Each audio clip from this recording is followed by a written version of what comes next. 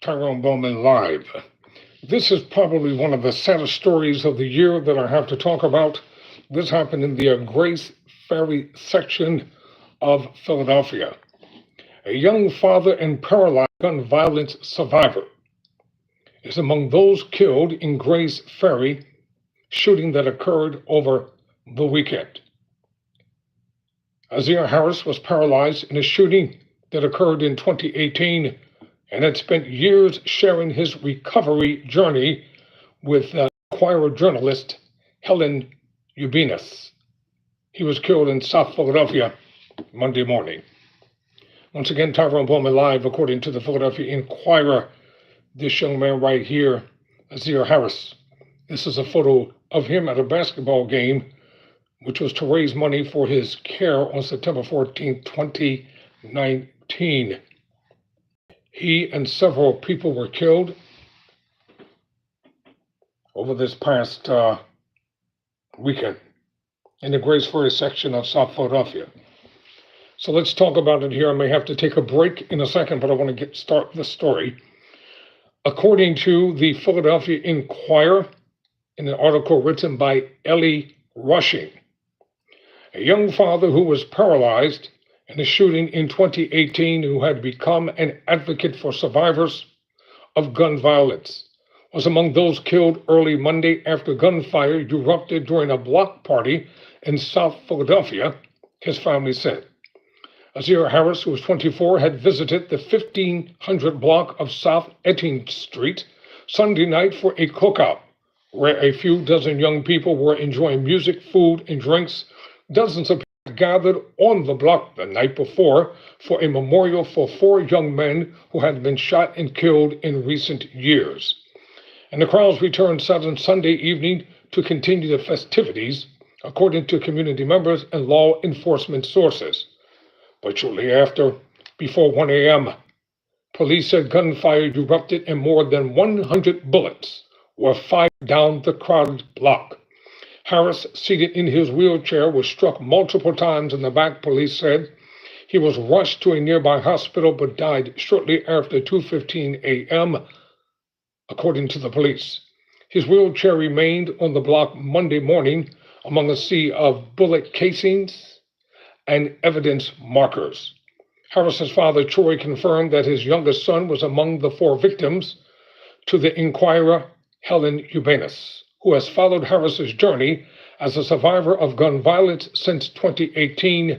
The mother of Harris says her 1-year-old son was also wounded in the shooting, he said. Harris was the youngest of 6 children and grew up in South Philadelphia, Wilson Park housing projects. He was the light of his house, his father said. In February 2018, Azir Harris was walking to the store with friends to grab something to eat when he was shot 5 times, leaving him paralyzed at just 17 years old. Quote, the kid fought so hard to stay here, end quote, Troy Harris said, overcome with emotion, and look what happened.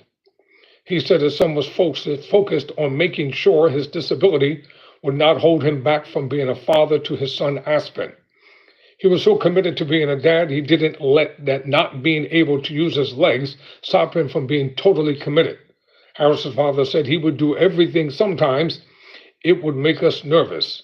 While we were watching him, he was watching the baby. He was so happy to be a father. Here's a photo of Azir Harris. He smiles as he was listening to Danielle Sean Oglesby. She was singing during the gunshot survivors' holiday party that occurred in 2019. So this is the young man right here, survivor of gun violence, and he was an advocate against gun violence.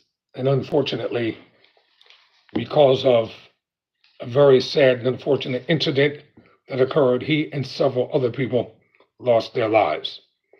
Ubinas have reported on Harris's journey for years, visiting him in the hospital as he recovered from the shooting, sitting with his family as they struggled to find wheelchair-accessible housing, and watching as community members came to their aid. Harris was a member of the gun violence support group she helped form, and she watched as he came into his own as a wheelchair user and worked to ensure his injuries did not define him. Troy Harris said his son had come earlier in the day Sunday playing video games, but left for the party around 11 p.m. He and his wife, Deborah, received a devastating call shortly after 1 a.m. and rushed to the hospital of the University of Pennsylvania, where a doctor later told him that their youngest child did not survive. Troy Harris spent Monday morning calling the people in his son's life who supported him in his recovery journey. Among them was Hannah Bookbinder, whose then 14-year-old son, Zach, organized a basketball tournament to raise money for Harris's care after reading about him in the Inquirer in 2019.